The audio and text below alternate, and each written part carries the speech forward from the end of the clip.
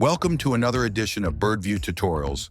In this video, we'll show you how to update the status of your activities using two easy methods, through the My Assignments page and the Activity Center.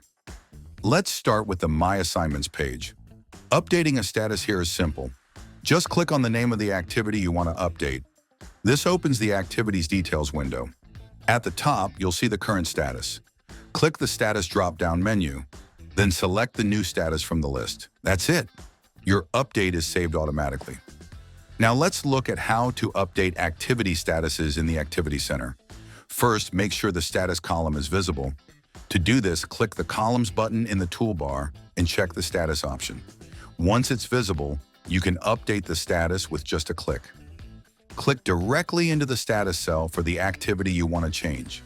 Choose a new status from the drop-down list and it updates instantly.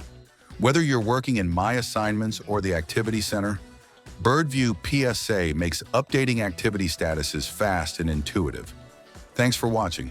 For more tips, visit the Birdview Knowledge Base. Happy planning!